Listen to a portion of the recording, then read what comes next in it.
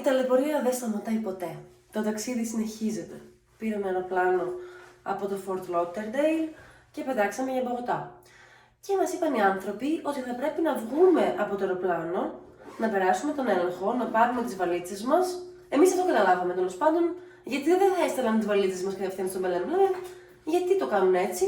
Τέλος πάντων, βγαίνουμε από το αεροπλάνο, πάρουμε τις βαλίτσες μας, πηγαίνουμε να ξαναπεράσουμε τον έλεγχο, να αφήσουμε βασικά τις βαλίτσες στην Αβιάνκα και μας βγάζουν το boarding pass. Μας βγάζουν το boarding pass, το παίρνουμε, πάμε να αφήνουμε τις βαλίτσες, πάμε να περάσουμε, να σκανάρουμε τον κωδικό και μας λέει ο άνθρωπος, μα η πτήση σας είναι για αύριο, δεν είναι για σήμερα. Και λέμε, μα πώς, είναι για σήμερα η πτήση μας. Μας είχαν ακυρώσει την πτήση προηγουμένως και έγινε το ένα και το ένα. Και τέλος πάντων ο άνθρωπος δεν ήξερε τι να μας πει, πάμε πίσω στην Αβιάνκα. Βλέπουμε βασικά το boarding pass και βλέπουμε ότι όντως πετάμε την επόμενη μέρα.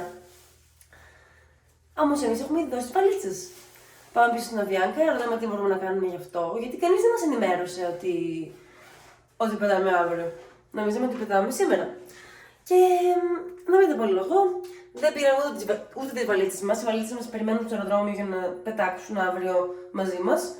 Γιατί έπρεπε να περιμένουμε άλλη μία ώρα για να τις παραλάβουμε. Και είχαμε ήδη πάρα πολλές αναμονές και ταλαιπωρία.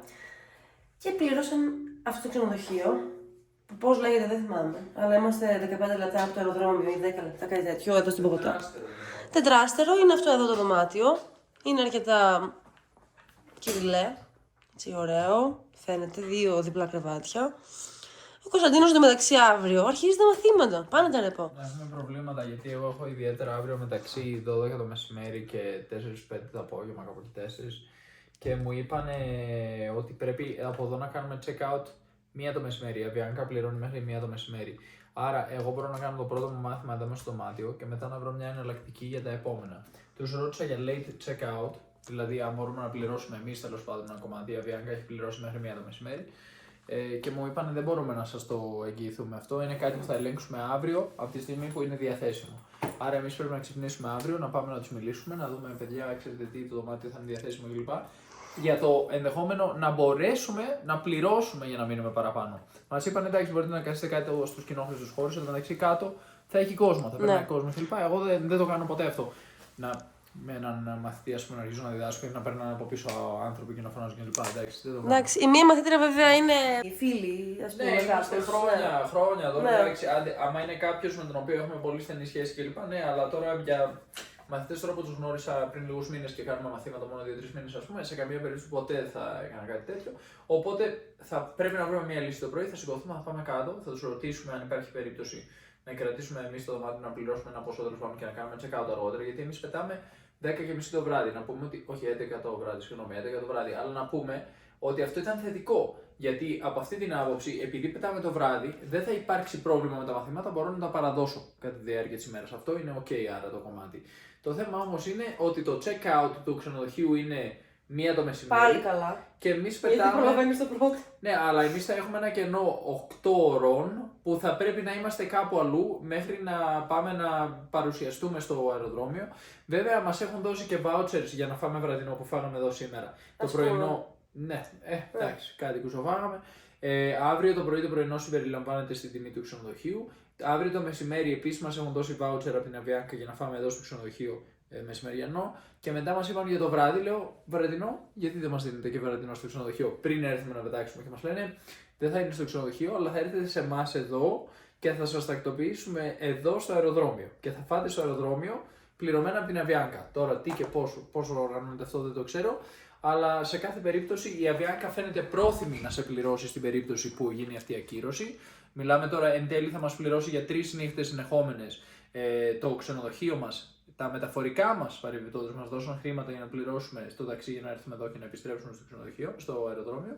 Και στη συνέχεια μας έδωσαν και αυτά τα voucher για να φάμε. Άρα είναι πρόθυμη από μεριάς της να πληρώσει, απλώς ήταν τέρμα εντελώς ανοργάνωτη, δεν μας ξεκαθάρισαν τίποτα όσον αφορά τις ημερομηνίες και όλες αυτές τις αλλαγές που έγιναν, γιατί μας είχαν βάλει προηγουμένως να πετάξουμε αύριο. Δηλαδή, αρχικά το σχέδιο ήταν να πετάξουμε αύριο από Fort Lauderdale εδώ, στη συνέχεια από εδώ Βραζιλία και ήταν όλο ok. Και για κάποιο λόγο η υπάλληλος της Αβιάνκα εκεί στο Fort Lauderdale μου λέει σας τα κανόνισα, θα σας βολέψω, πετάτε αύριο.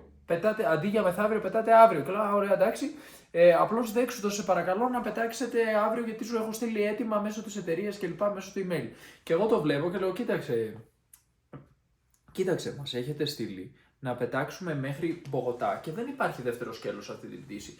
Πώς εγώ μπορώ να δεχτώ να πετάξω στην Μπογοτά χωρίς να υπάρχει το δεύτερο σκέλος? Μου λέει, μην ανησυχείς, θα το ειδοποιήσουμε και το δεύτερο σκέλος, θα γίνει. Σου υπόσχομαι, στο εγγυώμαι, όλα θα πάνε καλά. Δέξου το τώρα για να πάτε μέχρι την Μπογοτά, όλα οκ. Λέω, άντε καλά, σου εγγυώμαι, λέει, μέχρι το βράδυ θα το έχουμε τακτοποιήσει. Και το βράδυ έρχεται η ειδοποίηση ότι μας αλλάξανε και τη δεύτερη πτήση και πετάμε για Μπελέν τη δεύτερη πτήση. Εγώ δεν είδα από κάτω τα ψηλά γράμματα ότι η ημερομηνία ήταν η επόμενη μέρα από αυτή που πετάμε. Εγώ υπέθεσα ότι θα ήταν το ίδιο ακριβώς όπως το αρχικό μας ταξίδι. Πετάμε για Μπογοτά και στη συνέχεια πετάμε για Μπελέν. Αλλά όχι, κάπως αυτοί, ενώ μας είχαν μεταφέρει αρχικά 3 μέρες μετά και τις 2 πτήσεις, αποφάσισαν για κάποιο λόγο που δεν έχω ιδέα για ποιο λόγο έγινε αυτό, αποφάσισαν να μας μεταφέρουν την πρώτη πτήση από την τρίτη μέρα στη δεύτερη και να κρατήσουν τη δεύτερη πτήση στην τρίτη μέρα. Εν τω μεταξύ, κάθε φορά που γίνεται κάτι, εμείς περιμένουμε στην ουρά για 5 ώρες. Ναι. Και για να μπούμε σε αυτό το ξενοδοχείο, επειδή υπήρχαν και άλλοι άνθρωποι, όχι για αυτή τη πτήση, από άλλη πτήση ακυρωμένη. Της Αβιάνκα. Της Αβιάνκα ήταν, νομίζω ότι ήταν άλλη. Ήταν όλη αυτή η ουρά που είδες κάτω προηγουμένως, είναι όλοι από την Αβιάνκα, από ακυρωμένες πτήσεις της Αβιάνκα. Αλλά όχι η δική μας πτήση ακυρωμένη, από άλλη ακυρωμένη πτήση της Αβιάνκα. Ρώτησα και είναι πτήσεις εσωτερικού Κολομβίας. Παρεμπιπτόντως, παραλίγο να μας πάρουν τον drone στο αεροδρόμιο. Έπρεπε να συλλέξουμε, να πάρουμε τις βαλίτσες μας από εκεί που τις μαζεύεις από τον κάτω όροφο, τέλος πάντων. Να τις πάρουμε, να περάσουμε από το σκάνερ του τελωνίου, τον τελωνιακό έλεγχο. Το καινούριο τον drone. Το καινούριο μόλις αγοράσαμε, έτσι. Πετάξαμε μία φορά. 1.200 € DJI Mini 5 Pro που το αγορασμένο στην Αμερική. Και μας λέει ο άνθρωπος, έχετε drone? Εγώ είμαι βιαστικός και αγχωμένος γιατί πίστευα ότι πετάμε σήμερα. Αυτό είχα καταλάβει. Λέω, δηλαδή, γιατί μας το κάνουν όλο αυτό? Πετάμε σε 2 ώρες. Λέω, συγγνώμη, εμείς τώρα εδώ, λέω, πετάμε Βραζιλία.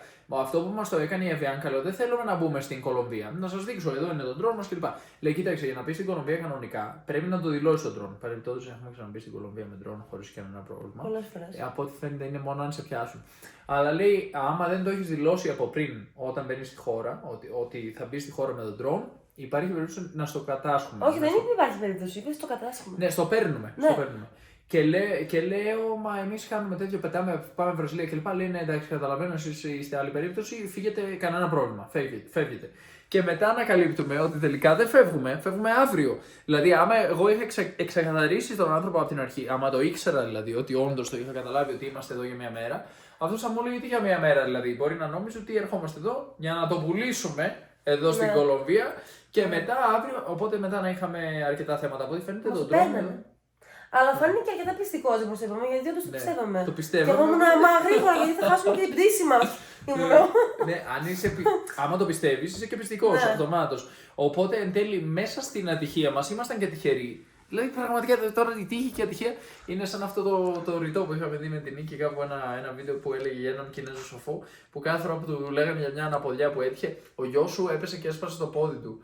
Και του λένε πω τι κακό σε βρήκε. Και λέει αυτός, maybe, ίσως. Και τελικά που δεν το έσπασε, δεν το πήραν στο στρατό και δεν πήγε στον πόλεμο, Ναι. που κάποιοι πέθαναν.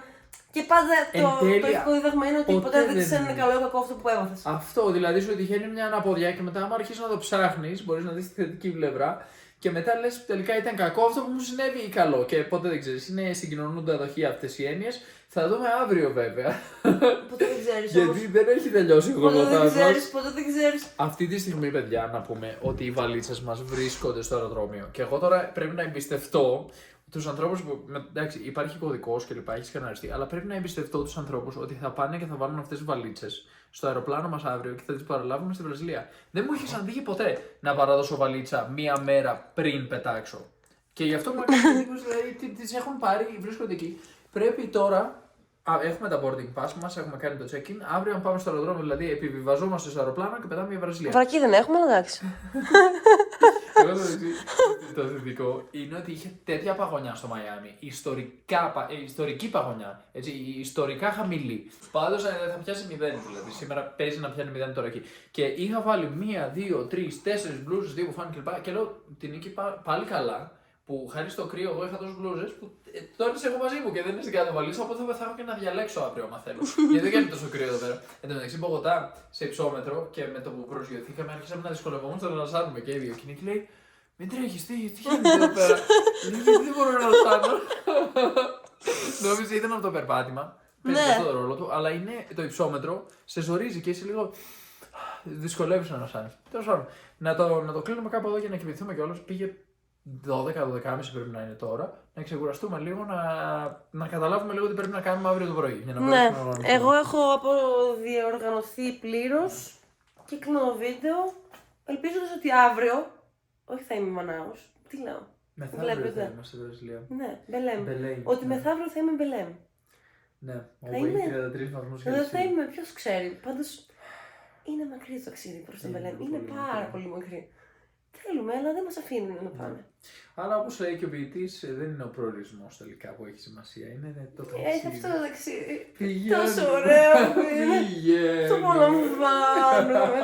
Περιμένουμε στην ουρά. Ναι. Πεινασμένοι, Μην πεις το κρυωμένοι. πειρασμό και ξαπλώσεις τώρα. Κάτσε όρθια γιατί θα σε πάρει ο ύπνος. Εγώ έχω συνηθίσει να κάθομαι όρθια τώρα, να βρεις. Έτσι θα κάτσω όλο βράδυ. Αυτό εντωμεταξύ είναι πρωτοπεριακό, δεν το κάνουν οι άλλοι. Οι άλλοι λαοί δεν κάθονται όρθιοι. Μόνο εμείς οι Έλληνες καθόμαστε όρθιοι. Οι άλλοι κάθονται και σε αυτούς σημαίνει έγκασα. Δείξε μου πως κάθεσαι όρθιος. Έλατε, να έτσι.